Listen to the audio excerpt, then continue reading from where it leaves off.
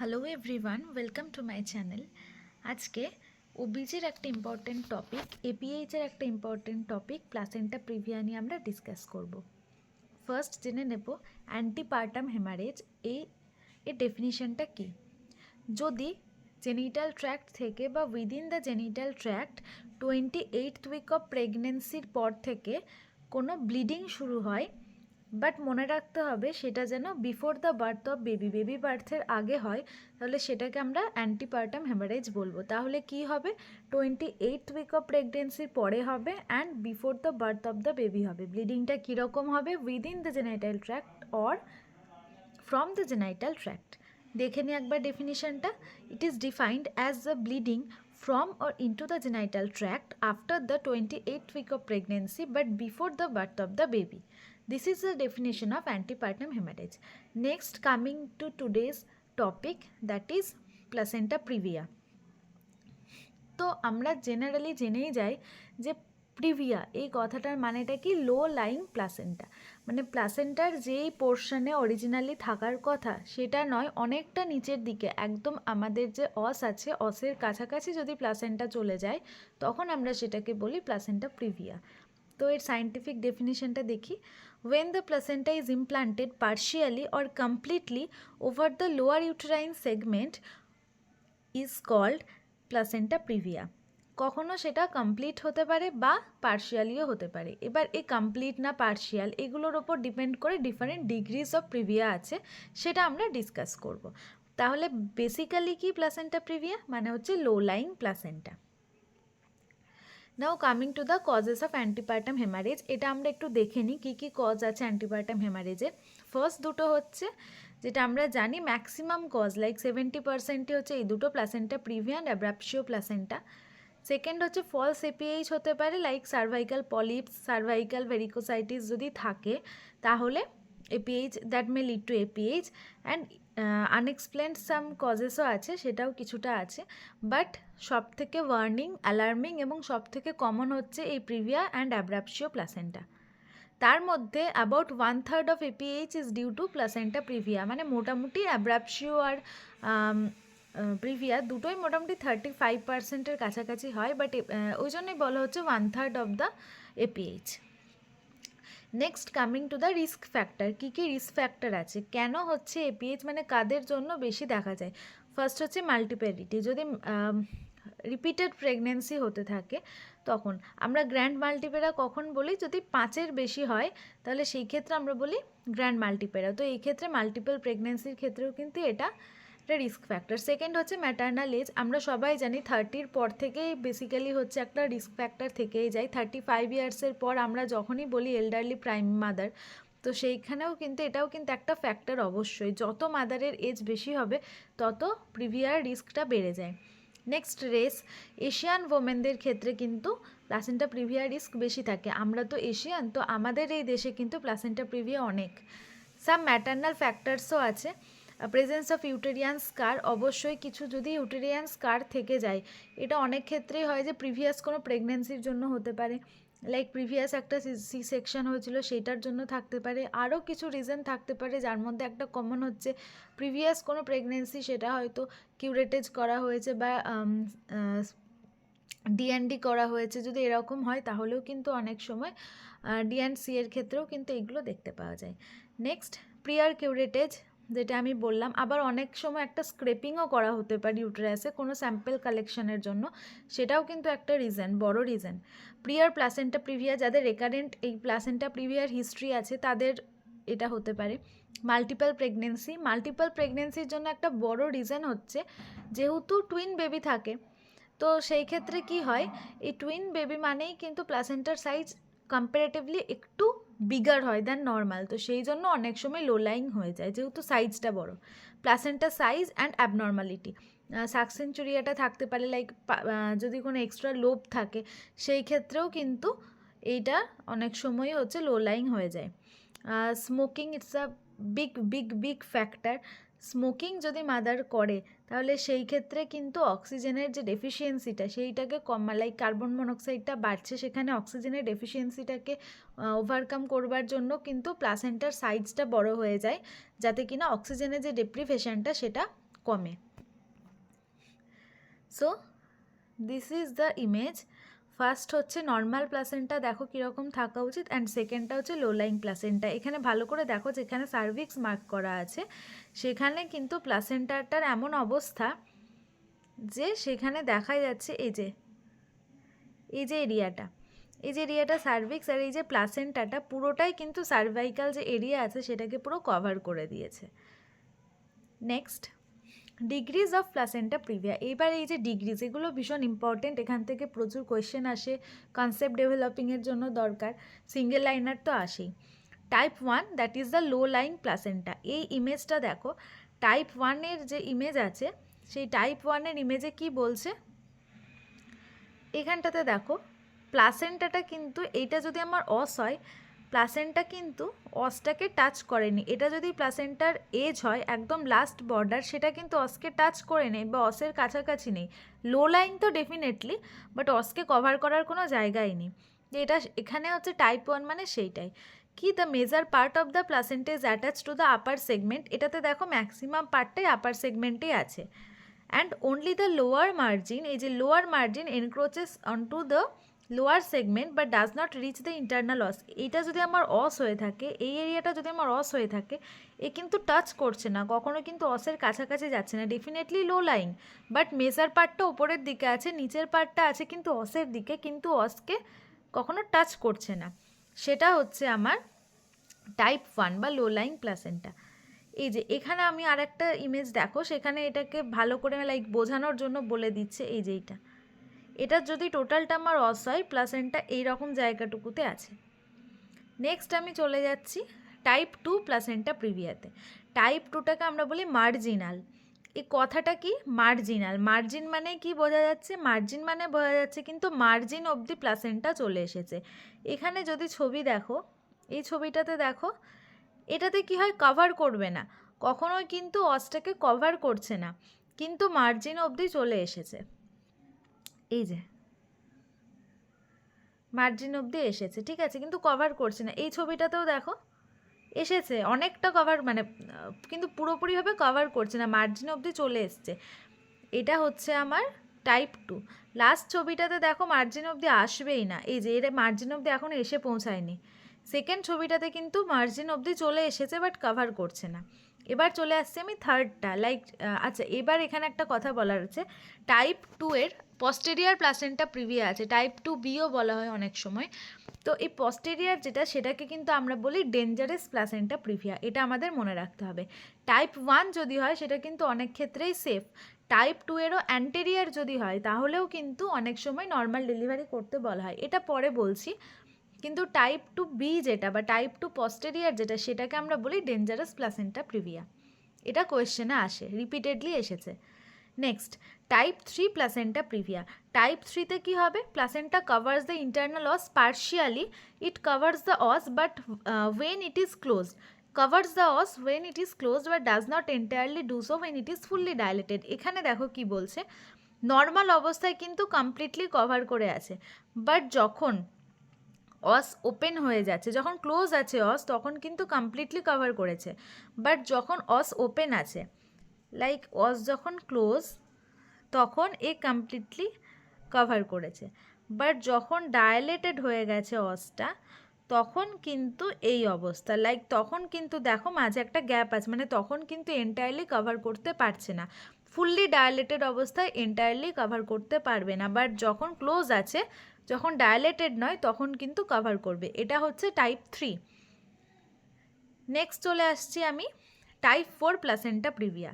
এটা দেখেই বোঝা যাচ্ছে ছবিটা যে পুরোপুরি কভার করে ফেলেছে, রেড। এই জিনিসটা কি, the placenta completely covers the internal os even after it is fully dilated. এই যে পুরোপুরি কভার করে দিয়েছে। এটা যদি আগেরটাতে যেরকম ছিল, আগেরটাতে কি ছিল, পার্শিয়ালি, যখন ফুললি কখন, যদি আমার অসটা হচ্ছে ক্লোজ থাকে, বাট যদি ওপেন হয়ে যায় বা ফুললি ডায়ালেটেড হয়ে যায়, তখন কিন্তু পার্শিয়াল। তো টাইপ 4-এর ক্ষেত্রে কি বলছে, টাইপ 4-এর ক্ষেত্রে কিন্তু অস ডায়ালেটেড থাকলেও বাকি আর ক্লোজ থাকলেই বাকি, সবসময় ফুললি কাভার্ড। এটা হচ্ছে আমার টাইপ 4 প্লাসেন্টা প্রিভিয়া। টাইপ 3 এবং টাইপ 4-এ কিন্তু কখনোই আমরা সিজারিয়ান সেকশন ছাড়া অন্য কিছু অ্যালাউ করি না, লাইক কখনো এসভিডি বা যেটাকে আমরা এনভিডি বলি সেইটা হওয়ার চান্স একদমই নেই, বিগ নো। কিন্তু 1-এর ক্ষেত্রে মোটামুটি করা যায়, যদিও এখন আর রিস্ক নেওয়া হয় না, এলএসসিএসটাই করার জেনারেলি চেষ্টা করা হয়, তা হলেও টাইপ 1-এর ক্ষেত্রে করা যায়। টাইপ 2-এর অ্যান্টেরিয়ার হলেও করা যায়, 2-এর পস্টেরিয়ার হলে একদমই নয়, 3 আর 4 তো একদমই নয়। নেক্সট চলে আসছি, এই একটা ইমেজ আছে, এখানে 4টে পরপর দেওয়া আছে। ফার্স্টটা টাইপ 1-এ কি রিচ করবে না মার্জিন থেকে একটু দূরে, ম্যাক্সিমামটা আপার পার্ট অফ দ্য ইউটেরাসে থাকবে। সেকেন্ডেরটাতে কি রিচ করে যাবে বাট কভার করবে না। থার্ডেরটাতে কি কভার করে থাকবে, যখন ক্লোজ আছে, যদি ওপেন হয়ে যায় বা ডায়ালেটেড হয় তখন কভার করবে না। টাইপ 4-এর ক্ষেত্রে ক্লোজ থাকুক বা ডায়ালেটেড থাকুক, যেটাই হোক না কেন কমপ্লিটলি কভার করবে। এটা হচ্ছে আমার 4টে টাইপ বা 4টে degree of placenta previa details. এবার আমরা চলে আসছি এই যে ডেঞ্জারাস প্লাসেন্টা প্রিভিয়া, যেটা আগে বলেছি সেটা। এবার আমি চলে আসছি ক্লিনিক্যাল ম্যানিফেস্টেশনে, কি আমরা দেখতে পাবো যদি কোনো মাদারের প্লাসেন্টা প্রিভিয়া হয়। সব থেকে হলমার্ক সাইন হচ্ছে এই প্লাসেন্টা প্রিভিয়ার, যেটা দেখে আমরা বুঝতে পারবো সেটা হচ্ছে this one, painless causeless recurrent bleeding. এই জিনিসটা একদম হলমার্ক সাইন। এবং আমরা এটা জেনে রাখবো যে এটা হচ্ছে আনরিলেটেড টু অ্যাক্টিভিটি, ঠিক আছে? মানে অনেক সময় ঘুমিয়ে আছে মা, হঠাৎ করে দেখছি পুরো নাইটি ফাইটি পুরো ভিজে গেছে, বেডশিট ভিজে গেছে, সেটাও হতে পারে। মানে এরকম কোনো ব্যাপার নেই যে অ্যাক্টিভিটি করলে পরে বাড়বে বা অ্যাক্টিভিটি শুয়ে থাকলে পরে ব্লিডিং হবে না, এরকম কোনো ব্যাপার নেই। তাহলে দুটো জিনিস আমাদেরকে একদম মনে রাখতে হবে, পেনলেস কজলেস রেকারেন্ট ব্লিডিং, সেটা হবে অবশ্যই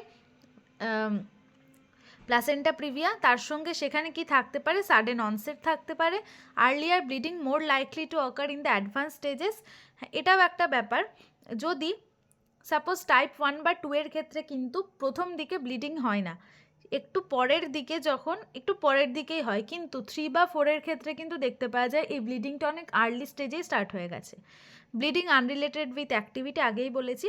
আর general condition of anaemia may be present due to visible blood loss. এটা খুবই ন্যাচারাল একটা জিনিস, যখন এই অ্যামাউন্টের হিউজ ব্লাড লস হবে তখন জেনারেলি মাদের মধ্যে একটা অ্যানিমিক হওয়ার টেন্ডেন্সি বাড়ে, কারণ নর্মালি প্রেগনেন্সিতে ফিজিওলজিক্যাল অ্যানিমিয়া থাকেই, তার সঙ্গে আবার যদি এগুলো প্রেসিপিটেট করে তাহলে অ্যানিমিয়া হওয়ার চান্স তো ডেফিনেটলি বাড়বে। These are the clinical manifestation. এইবার এটা তো আমি মাদারকে দেখে বুঝছি বা কিছু কিছু এটা ছাড়াও আমাদের অ্যাবডোমিনাল এক্সামিনেশনের মধ্যে দিয়েও আমরা কিছু কিছু জিনিস বুঝতে পারি, যেগুলো দেখে আমরা বুঝতে পারি যে এটা placenta previa.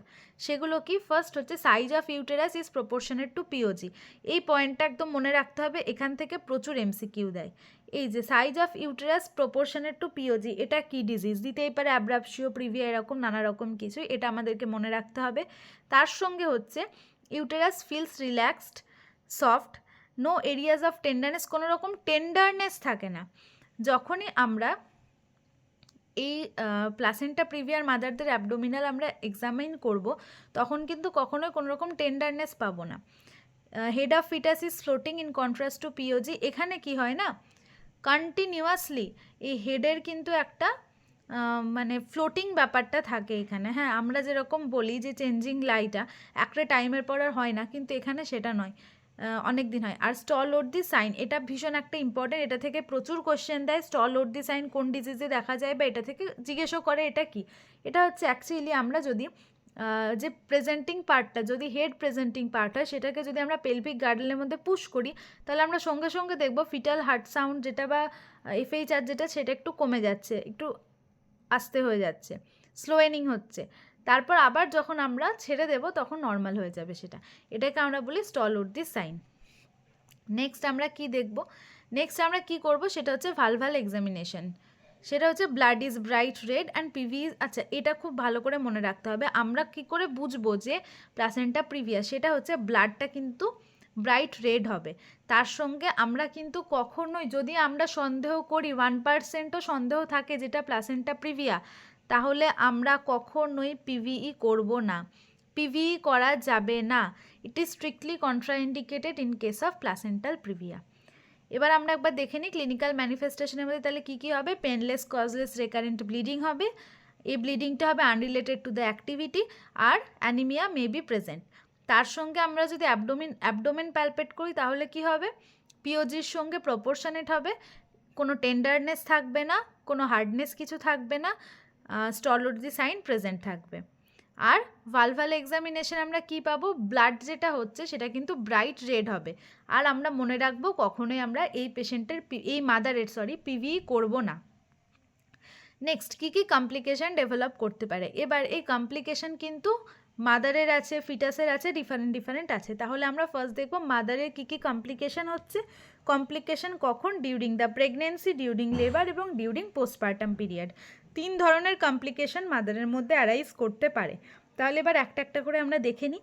Maternal complication during pregnancy, first হচ্ছে কি দেখো, যেহেতু কন্টিনিউয়াস ব্লিডিং হচ্ছে তার জন্য একটা শকের চান্স থেকে যায়। তার সঙ্গে ম্যাল প্রেজেন্টেশন, ম্যাক্সিমাম ক্ষেত্রে কিন্তু এই যারা প্লাসেন্টা প্রিভিয়ার মাদার আছে তাদের ক্ষেত্রে ব্রিচ প্রেজেন্টেশন এবং ট্রান্সভার্স লাই ভীষণ কমন। প্রিম্যাচিওর লেবার প্রচণ্ড কমন এখানে, এবং তার সঙ্গে অ্যানিমিয়া, ম্যাটার্নাল অ্যানিমিয়া দেখা যায়। নেক্সট হচ্ছে ডিউরিং লেবার আমার কী কী কমপ্লিকেশান আছে। Early rupture of the membrane, অনেক সময় আর্লি রাপচার হয়ে যায়। তার সঙ্গে কর্ড প্রোল্যাপস ভীষণভাবে এখানে দেখা যায়। যদি প্লাসেন্টা বিগ হয় বা প্লাসেন্টাল কোনো অ্যাবনর্মালিটি থাকে, সাকসেঞ্চুরিয়াটা, বাইলোবেট, এক্সট্রা লোব যদি থাকে, সেই সমস্ত কেসগুলোতে কিন্তু কর্ড প্রোল্যাপস হওয়ার চান্সটা অনেক বেশি থাকে। Slow dilatation of the cervix, এটা হয় কারণ যেহেতু পুরোপুরি অস্টাকে কভার করে রেখেছে সেই জন্য এই প্রবলেমটাও হয়। তার সঙ্গে ইন্ট্রাপার্টাম হেমারেজ, সেটা হতে পারে। আর একটা জিনিস হতে পারে, সেটা হচ্ছে অনেক সময় প্লাসেন্টা প্রিভিয়া কিন্তু অ্যাব্রাপসিও প্লাসেন্টার সঙ্গে একসঙ্গে দেখা যায়, মানে প্লাসেন্টা প্রিভিয়া তার সঙ্গে আবার অ্যাব্রাপসিও আছে।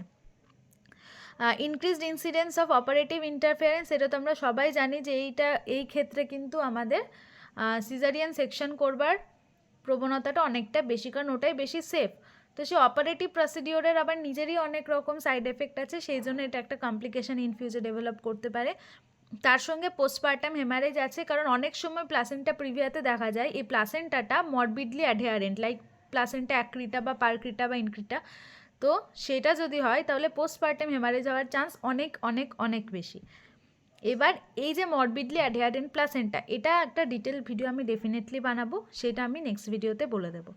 আচ্ছা, death due to massive haemorrhage, এই লেভেলের হেমারেজ যদি হয়, তার সঙ্গে যদি কোনো রকম অ্যানিমিয়া দেখা যাচ্ছে, তার সঙ্গে কোনো রকম মেজার যদি না নেওয়া হয়েছে, তাহলে কিন্তু ডেথও হতে পারে মাদারের। নেক্সট ডিউরিং পিরিয়াম কী কী হয়, সেপসিস হতে পারে, কারণ রিপিটেডলি ব্লিডিং হচ্ছে, সেখানে যদি আমরা কোনো রকম স্টেরিলিটি মেনটেন না করি সেখানে হতে পারে সাব ইনভলিউশন আছে। অ্যান্ড তার সঙ্গে এম্বালিজম খুব কমন একটা কজ, যেটা মাদারদের দেখতে পাওয়া যায়। এবার হচ্ছে ফিটাল কমপ্লিকেশন, কী কী ফিটাল কমপ্লিকেশন আছে ইন প্লাসেন্টা প্রিভিয়া। ফার্স্ট সেটা হচ্ছে 15%-এর ক্ষেত্রেই লো বার্থ ওয়েট বেবি দেখতে পাওয়া যায়, কারণ যদি প্লাসেন্টা লো লাইং হয় তাহলে অনেক ক্ষেত্রে বেবির ডেভেলপমেন্ট কিন্তু প্রপারলি হবে না। তার সঙ্গে একটা গ্রোথ রেস্ট্রিকশন দেখতে পাওয়া যায়। অ্যাসফিক্সিয়া খুব কমন একটা ব্যাপার, আর অনেক ক্ষেত্রে আবার দেখতে পাওয়া যায় হচ্ছে কর্ড প্রোল্যাপস হয়ে যাচ্ছে, সেই রকম যদি হয় তাহলে আইইউডিও হতে পারে। তার সঙ্গে কিছু বার্থ ইনজুরিজ আছে, কারণ ব্রিচ যদি হয়, ম্যাল প্রেজেন্টেড যদি থাকে, ট্রান্সভার্স লাই থাকে, সেই সময় অবশ্যই একটা বার্থ ইনজুরিজের অনেক চান্স থাকে। আর কনজেনাইটাল ম্যালফরমেশনও কিন্তু এখানে মানে 4 times more than the other disorder, placenta প্রিভিয়ার সঙ্গে কিন্তু কনজেনাইটাল ম্যালফরমেশন খুব মানে বেশি দেখা যায়। এবার আমরা ডায়াগনোজ কী করে করব, পেনলেস কজলেস ব্লিডিং তো অবভিয়াসলি আছে, কিন্তু হলমার্ক ডায়াগনোসিস কী কী বা কনফার্মেটরি ডায়াগনোসিস আমরা কী দিয়ে বুঝবো সেগুলো দেখে নিই। ফার্স্ট হচ্ছে ট্রান্স অ্যাবডোমিনাল সোনোগ্রাফি, এটা অবশ্যই, তবে এটা কবে 30th উইকের পরে কিন্তু 100% অ্যাকিউরেসি এখানে দেখতে পাওয়া যায়, তার আগে এটা যাই রেজাল্ট দিক সেটাকে আমরা 100% অ্যাকিউরেট বলতে পারি না। তার সঙ্গে ট্রান্সভ্যাজাইনালও করা যায়, কিন্তু এখানে মনে রাখতে হবে সার্ভিক্সে টাচ করা যাবে না। কালার ডপলার 3D যদি হয় সেটা হচ্ছে বেস্ট মেথড, একদম হলমার্ক, আর তার সঙ্গে এমআরআই আছে, যদিও এমআরআইটা সবসময় কনভেনিয়েন্ট হয় না, বিশেষ করে গভর্নমেন্ট সেট আপে, বাকি জিনিসগুলো কিন্তু করাই যেতে পারে। আর এখানে আবার একটা কথা আছে, সেটা হচ্ছে সবসময় ফার্স্টের দিকে, লাইক প্লাসেন্টা প্রিভিয়া ডায়াগনোজড, এটা কিন্তু ফার্স্টের দিকে অনেক সময় দেখতে পাওয়া যায়, 16th উইক 20th উইকে কিন্তু অনেক সময় দেখে মনে হবে যে লো লাইং প্লাসেন্টা, কিন্তু পরের দিকে যখন অ্যাডভান্স স্টেজে তখন অনেক সময় কিন্তু ওটা ঠিকঠাকও হয়ে যায়, বিশেষ করে ডিগ্রি 1 বা 2 এর ক্ষেত্রে। তো সেই জন্য ডায়াগনোসিসটা কিন্তু কোনো একটা পার্টিকুলার টাইমে নয়, মিনিমাম 2-3 বার ইউএসজি হোক, টিএএস হোক, যেটাই হোক সেটা করে কিন্তু, বা কালার ডপলার হোক সেটা করে দেখতে হয়। নেক্সট সাইন অ্যান্ড সিমটম আগেই বলে দিয়েছি, তাও বলছি। Previa, P for painless vaginal bleeding, relax soft uterus থাকবে, এপিসোডস অফ ব্লিডিং থাকবে, ভিজিবল ব্লিডিং হবে, ইন্টারকোর্স পোস্ট ব্লিডিং হতে পারে, অ্যান্ড অ্যাবনর্মাল ফিটাল পজিশন থাকবে। এগুলো হচ্ছে আমার নিমোনিক। নেক্সট হচ্ছে ম্যানেজমেন্ট অ্যান্ড প্রিভেনশন। ম্যানেজমেন্ট আমরা কিভাবে করব? ফার্স্ট হচ্ছে অ্যান্টিনেটাল কেয়ারটা রেগুলার করতে হবে, রেগুলার চেকআপসে থাকতে হবে। ডায়াগনোসিস অবভিয়াসলি রুটিন আলট্রাসাউন্ড হবে 20 উইকসে, রিপিট অ্যাট 34 উইকসে, দুবার করে দেখতে হয় 34 উইক, কারণ এবার ডেলিভারি ডেট তাড়াতাড়ি চলে আসছে, তো সেই জন্য লাস্টলি একবার কনফার্ম হয়ে নেওয়া কি এখনও লো লাইং কিনা, বা লো লাইং হলেও কোন ডিগ্রিতে আছে, কোনটা হবে আমার নেক্সট কাজ, সেটা এলএসসিএসি করতে হবে নাকি কোনোভাবে এসভিডি করবারও অপশন আমার আছে, সেটা কিন্তু কনফার্ম হয়ে নিতে হবে। তার সঙ্গে সিগনিফিক্যান্স অফ ওয়ার্নিং হেমারেজ, সেগুলো আমাকে দেখতে হবে কীরকম সত্যি সত্যি ব্লিডিং হচ্ছে কিনা, অ্যাক্টিভ ব্লিডিং হচ্ছে কিনা। কালার ডপলার ইউএসজি করে দেখতে হবে, এমআরআইও করা যেতে পারে। এবার যদি হোম ম্যানেজমেন্ট, কারণ একটা প্লাসেন্টা প্রিভিয়ার মাদার সবসময় তো হসপিটালে থাকবে না, তো থ্রু আউট দ্য প্রেগনেন্সি, তো তখন সে বাড়িতে থাকবে, তাহলে তার বাড়িতে কী কী ম্যানেজমেন্ট আছে সেগুলো আমাদের নিজেদেরকেও জানতে হবে, পেশেন্টকে এবং তার ফ্যামিলি মেম্বারদেরকেও কিন্তু এডুকেট করতে হবে। ফার্স্ট কি, পুট টু বেড ইমিডিয়েটলি, যখনই এরকম সিভিয়ার ব্লিডিং শুরু হবে পুট টু বেড ইমিডিয়েটলি। এবার তোমরা বলবে ম্যাডাম আপনি তো একটু আগেই বললেন যে কেন সঙ্গে সঙ্গে আমি বেডে দেবো, কারণ এটা তো unrelated to activity. Definitely unrelated to activity, কিন্তু এই ক্ষেত্রে অনেক সময় কি হয়, সিভিয়ারলি ব্লিডিং হচ্ছে, মাদার অ্যাংশিয়াস হয়ে যেতে পারে, আবার অনেক সময় কন্টিনিউয়াস ব্লিডিংয়ের জন্য কিন্তু মায়ের হাইপোটেনশনও হতে পারে। বাই চান্স যদি কখনো মাথা ঘুরে যায় তখন একটা বড়সড় ইনজুরি হবে, সেই জিনিসটাকে প্রিভেন্ট করবার জন্য put to bed immediately. Next, to assess blood loss, put sterile pad. এবার আমাদের ব্লাড লসটা কীরকম সেটা দেখতে হবে, লাইক পেনলেস কজলেস হচ্ছে কিনা এবং ব্লাডের কালারটা ব্রাইট রেড হচ্ছে কিনা। আর তার সঙ্গে স্টেরাইল প্যাড আমাদেরকে দিতে হবে, কারণ একটা স্টেরিলিটি মেনটেন করার দরকার আছে, সেই সময় আবার হাজারটা ইনফেকশন হতে পারে, সেইটা থেকেও প্রিভেন্ট করতে হবে। Next, note pulse and BP, possible হলে চেক করার দরকার। চেক হিমোগ্লোবিন অ্যান্ড প্যালার, এটা দেখতে হবে। PV should not be done, এটা সবসময় মনে রাখতে হবে। Arrange two shift mother to the hospital, এবার যখনই এরকম সাডেন ব্লিডিং স্টার্ট হয়েছে তখনই কিন্তু হসপিটালে নিয়ে যাওয়ার জন্য অ্যারেঞ্জমেন্ট করে ফেলতে হবে। নেক্সট, অ্যাডমিশনের ক্রাইটেরিয়া কি? অল কেসেস আর অ্যাডমিটেড। যখনই এই অ্যাক্টিভ ব্লিডিংয়ে যায় সঙ্গে সঙ্গে অ্যাডমিট করতে হয়। তার মেন রিজন হচ্ছে, দেখো যদি এক্সপেক্টেড ডেলিভারি ডেটের কাছাকাছি আসে সেই ক্ষেত্রে তো প্রেগনেন্সিকে সেটাকে এলএসসিএস হোক, এসবিডি হোক, যাই হোক, তার ম্যানেজমেন্ট করতে হবে, কিন্তু সব সময় যে একদম ইডিডির কাছে হবে এমন তো না। 28 উইক, 29 উইকেও যদি হয় তখন আমরা কি করব? তখন কেন অল কেসেসকে অ্যাডমিট করতে বলা হচ্ছে? তার কারণ হচ্ছে বাড়িতে মাদারের হাইপোটেনশন হতে পারে, কারণ হাইপোভলিমিক শকেও মাদার যেতে পারে, তার সঙ্গে অ্যানিমিয়া। এই জিনিসগুলোকে ট্রিট করবার জন্য যা যা আমার ম্যানেজমেন্ট দরকার সেগুলো করতে হবে, এবং সেই জন্য এই টাইমে কিন্তু হসপিটাল অ্যাডমিশন, যদি পেশেন্ট আসে, এই সিচুয়েশনে যদি মাদার আসে, তাহলে কিন্তু অ্যাডমিশন সবাইকে অ্যাডমিট করতেই হয়। Next, treatment on admission. অ্যাডমিশনের পরপরেই কী কী ট্রিটমেন্ট করতে হবে? ফার্স্ট হচ্ছে ইমিডিয়েট অ্যাটেনশনের মধ্যে অ্যামাউন্ট অফ ব্লাড লস কীরকম দেখে নিতে হবে, শুনতে হবে। ব্লাড স্যাম্পেল আমাকে টেক করতে হবে, কারণ তাতে কী হবে, আমাকে গ্রুপিং করা, আরএইচ গ্রুপিং করা, সমস্ত কিছু আমাকে দেখে নিতে হবে। মাদারের কি ব্লাড গ্রুপ, তাতে কি হবে সেটা আমরা অ্যারেঞ্জ করে আগে থেকেই রাখতে পারবো। যদি সিভিয়ার ব্লিডিং হয়, ব্লাড ট্রান্সফিউশনের দরকার পড়ে, তাহলে যাতে আমার হাতের কাছে রেডি থাকে। নেক্সট, লার্জ বোর আইভি ক্যানিউলা ইনফিউজেনেস, যাতে কোনোভাবে হাইপোভলিমিয়া না ডেভেলপ করে। জেন্টাল অ্যাবডোমিনাল প্যালপেশন, কি ইউটেরাসটা টেন্ডার আছে নাকি সফট আছে আমাকে দেখে নিতে হবে। ভাইটালস মনিটর করতে হবে। ফিটাল হার্ট রেট যেটা, সেটাকে কন্টিনিউয়াসলি রেকর্ড করতে হবে, দরকার হলে সিটিজিও করাতে হবে। Confirm if active bleeding is present, যদি অ্যাক্টিভলি এখনও ব্লিডিং হচ্ছে সেটা হচ্ছে কি না সেটাও দেখতে হবে। এই যে আনকমপ্লিকেটেড প্লাসেন্টা প্রিভিয়া যদি হয়, তাহলে vaginal delivery or caesarean section at 37 week.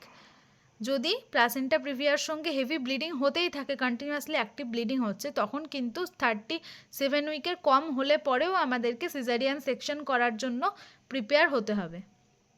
তবে যদি 34 উইক্সের আশেপাশে বা 37 উইকের আগে আমার সিজারিয়ান সেকশনের জন্য আমরা প্রিপেয়ার হই, স্পেশালি 34 উইকের আগে, তাহলে কিন্তু মাদারকে কর্টিকোস্টেরয়েড লাইক ডেক্সামিথাসোন দিতে হবে, যেটা কিন্তু helps in foetal lung maturity.